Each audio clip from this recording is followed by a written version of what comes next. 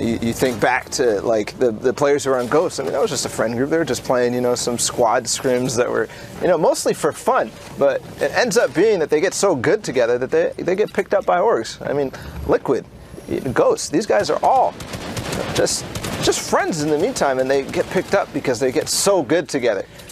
Small shield potions as well, almost finding an opportunity. Is that his floor? He could, yes, that's exactly what he's going to do. He's going to drop the trap and then knock the floor down. I think he's going to clean up.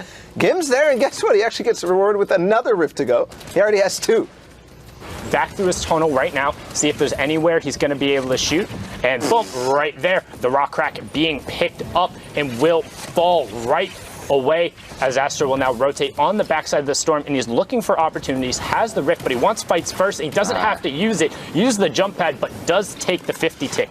Splodes come out, and they're going to wait to see where everyone falls. Boxing himself up, covered himself with the steps as well, and now he's going up as Domo has the high ground and the rocket launcher. Nice find, looking right back onto Slothy Jr. Triggy's teammate up on high ground using that combat shotgun. We've seen its effectiveness, and I'm almost certain he's going to find another one. Just barely, you know, he switches targets there just to find, hey, that guy has shield. It's no longer worth it for me to continue shooting here. I'm going to try my next target. Oh! Yep, now you got 4DR Storm, the player who qualified out of the West last week in the second spot, just underneath him, getting closer to the second threshold, and that's it. Another knock coming out from Triggy, and Domo picked up the other side. That was Zemplex and Juckman who get picked up, and now we're one duo outside as Triggy sets his eyes skyward. Domo gets the confirmation onto Kayada. That was the one they'd previously downed, and now they're up to 9 elims with ultimate high ground and 11 duos left. 10 duos left now, so a big swing there. Double right there, sneaking the rocket in and finding it up to 13 eliminations now for Domo and Triggy as they single-handedly frag their way into the top 5. Now 6 players remaining, 4 duos left. Andrew picks up Sanity Mo in the bottom right. Triggy is in your top right. You see Great and Tacos in between on the left-hand side. Tacos is the duo for Andrew. 2v2, they're going to try to pinch in between Triggy and Domo. What is the play? Actually, somebody going out of zone. That's Andrew. He's doing that kind of rocket take from the zone. Is it going to be enough to take high ground? Yes, it is. So now Tacos all the way low ground by himself. Triggy and Domo are going to isolate him, immediately realizing the situation. But the rocket comes in. It's going to knock Domo, and all of a sudden Tacos and Andrew are in control of the situation. Triggy by himself in the zone, and Andrew's going to clean that right up. Brilliantly done from Andrew to dip back out into the storm. He took 6 ticks, but it didn't matter because he got high ground while also continually trying to push himself. There's a lot of those kids these days. Yeah, these days it feels like it's every other person playing Fortnite, since I believe about 30% who have qualified for the Fortnite final are under the age of 16, which was the original competition date or competition age, as Sean and Aiden are able to pick up another pair of elims, pushing them up to 12. And here's the funny thing. There are still 45 players left when we hopped into this lobby, and now we're down to 25 as Sean goes out into the zone and retakes the high ground. He wants high ground control. Get it. Yes, I think we don't know. No, he didn't. Fortunately, through.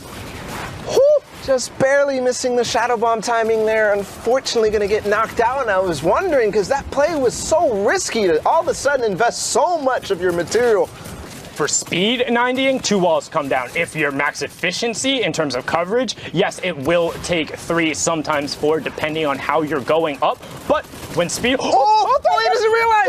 Aiden's gonna get him! Yes, I believe! Just barely! He needs the siphon, though. He does get the siphon, gets it just barely. Does cover his top right there. I was also concerned about that, but immediately going to be placing the campfire as he gets the zone. We can see it just barely in. And now he's getting a great pickup onto Bobadon, and he's almost into the top 5. So the Siphon maxing him back out, and now he's going back for height. We saw this movie before, but is Aiden the better action hero than Sean? As of now, it looks like it takes the high ground away, and he has control of the ultimate as Udi Duke picks up Caden, and we're into the top 5. They know he's there, so he's dropping all the way to the back. He's screening the backside of the storm, looking for it. He finds it, 130, needs to find the second shot, hits it once, gets the wall replaced. Will he be able to find it? Yes, he got it. The reset too, a player was right behind him. Good reactions there. He's going to get out of dodge, and the materials are huge for him. 75 builds coming in, and I think that he's going to make an edit out to get safe, but no, gets down to 3 HP. doesn't have time to pop the mini as Mo cleans that one up. It's Uzi Duke and Kanuchi on the high ground. S2 Mo on the low ground. It's the friend groups. Bloom versus S2. Who's it going to be? Trying to set up the ramp for the push. And Kanuchi says, my aim is better. 12 elims and the victory royale. But right now, Little and Jay trying to put pressure on this opponent who is pinched against the edge of the storm, and they got the first wall replaced, and they're going through. Will they be able to close it out? Closey does get spammed on there, and they get cleaned out. Now we're on board with another as Leno and Burrow are sending players plummeting to the ground as Leaf falls all the way. Again, more than 3 grid spaces is enough for that fall damage to cause a knock, and he will go down. Not a knock, excuse me, any form of damage. I believe it's 5 for a full knock now as Leno and Burrow are pinned in there from the Stinks, and they're going to disengage down. The Siphon coming through, a kind of an opportune time to give Burrow a little bit of a break, but the Stinks aren't giving him any break at all.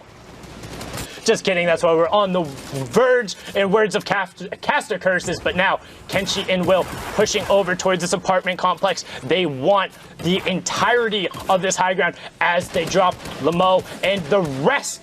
They're stuck, but he gets boxed in the same box. Trap? No, just barely. He's going to start the spam through. He's going to escape, but Little coming from the back. He's actually going to pressure onto that player, and I think this guy is not going to get away. Yes, anxiety.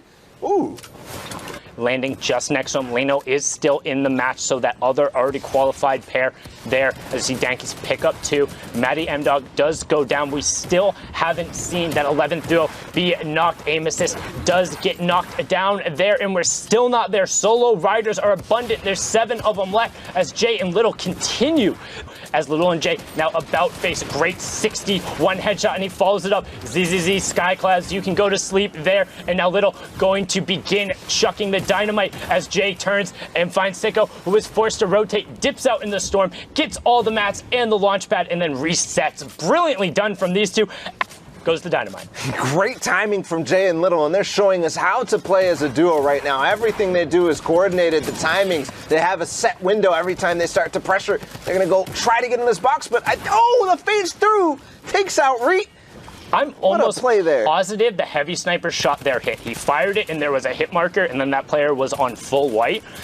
Debatably one of the best duos on the West Coast, and potentially one of the best in the game. Again, already qualified for the Fortnite World Cup final, and just running through players here. Gets the knock on Daijoda, and look how clean that was. The double edit up, and then he gets the finish as well as he edits down to get the Siphon. So now he's back in it, traps being fired out, trying to get the reload to get the drop on the player. And he has that natural cover, but it's not going to be enough as Will gets the knock there. So it's all going to be up to Jay on the high ground. Kenshi and Will on the low ground as Venor just cleans everyone up, says don't mind if I do, picks up the 2 elims. Now continue firing the rockets and jumping out. Venor has to make a move, and there it is. Jay just needs to look skyward. There's a max deploy height. Venor hits it, and Jay does enough damage for the storm to take him over. Well done from S2's Jay. There's a reason.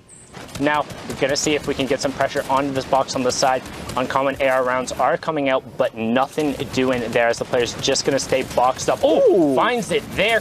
Great job to get the knock and follow it up with the stink, and both of them, Steve McSweat and the duo, go down, and the Lazarus boys are going to push right in there. While Senta does any work to find any eliminations, oh, he went in the box, places the trap on the top, and actually doesn't even need the trap because he's going to take out backup right off the drop.